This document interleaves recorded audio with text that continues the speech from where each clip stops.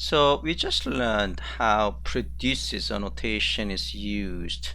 Again, produces annotation is used by the server, by a resource, indicating what type of format it can produce. Okay.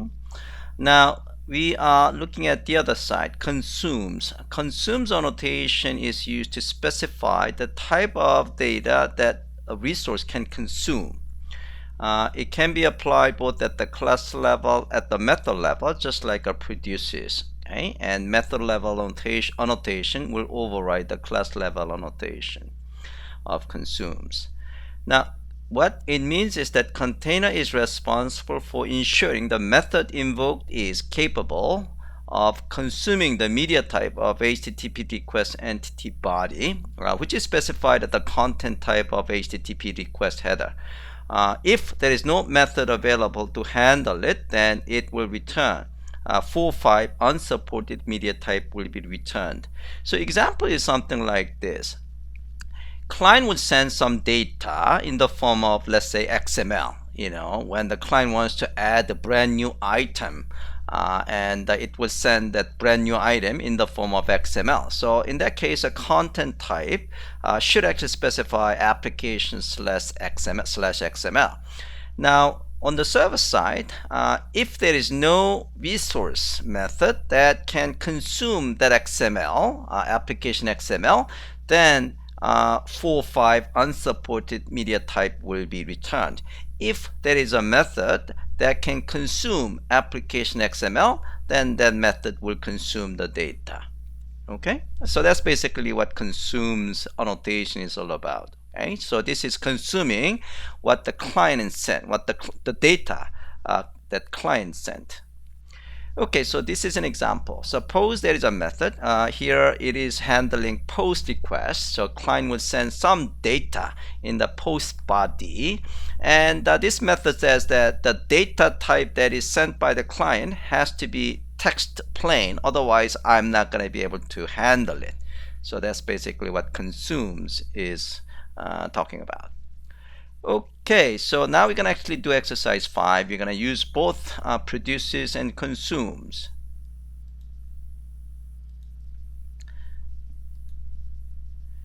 So here we are going to actually use both produces and consumes. Here build and run JAX format produces, consumes, and XML server web application. We're going to also run the client application as well.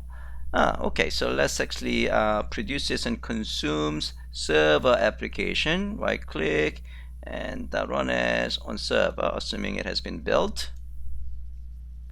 Okay.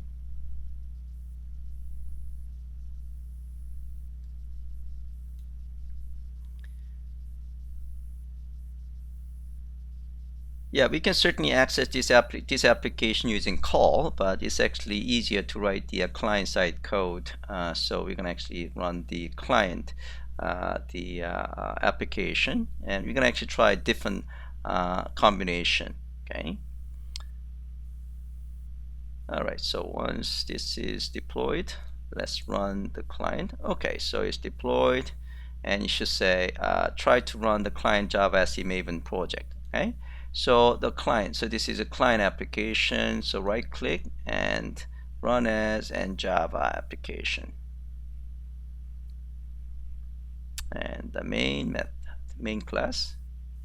Okay, so this is what you are going to see. So first it will let me just maximize this guy.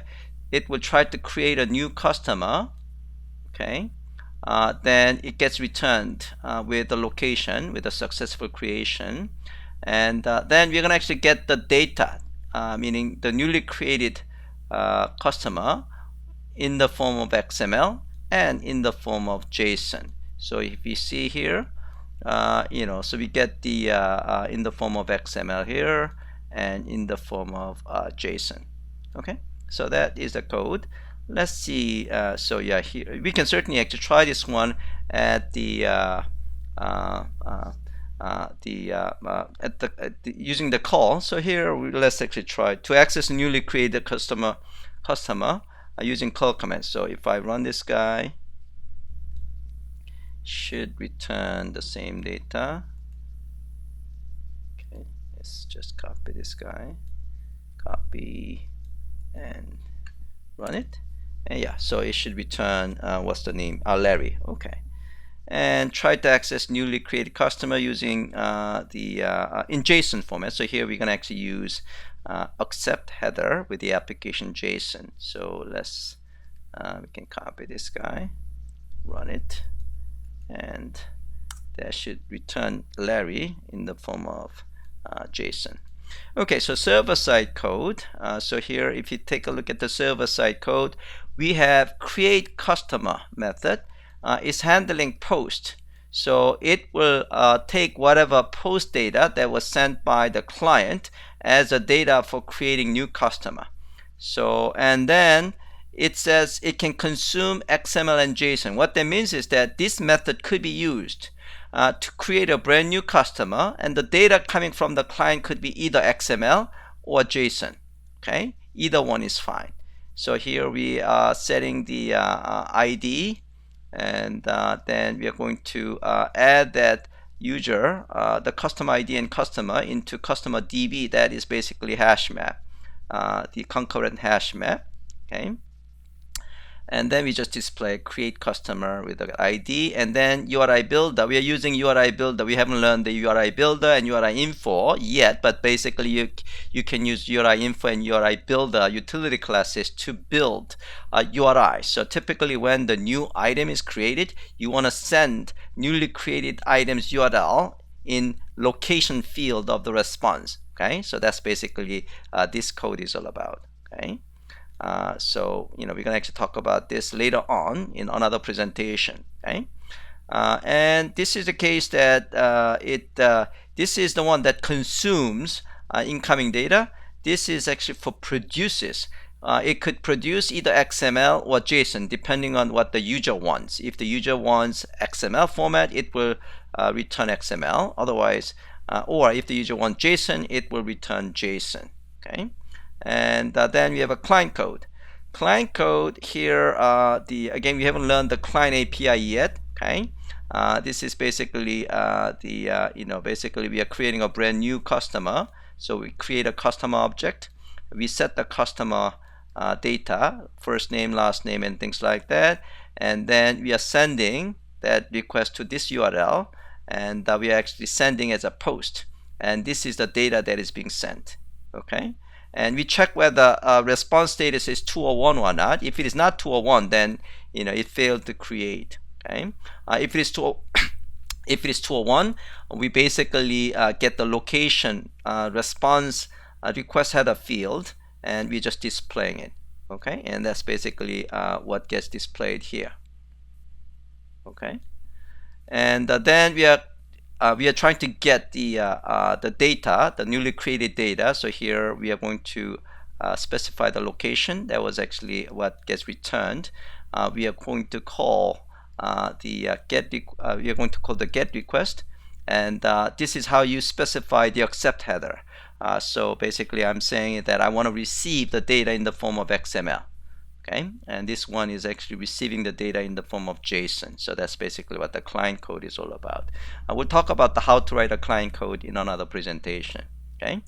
Okay, so for your own exercise, add a new post method for create operation that consumes XML request data and returns newly created customer data in JSON format in the message body. So this method returns 201 status, and you are going to set the location field with the URI of the newly created customer, and then set the message body with the customer data in JSON format. Please use entity method like this. Again, we haven't learned how to write the client code in detail, but so you can just actually use this code. Okay. Please use the entity method of the response builder class to set the contents of the message body to send as a client.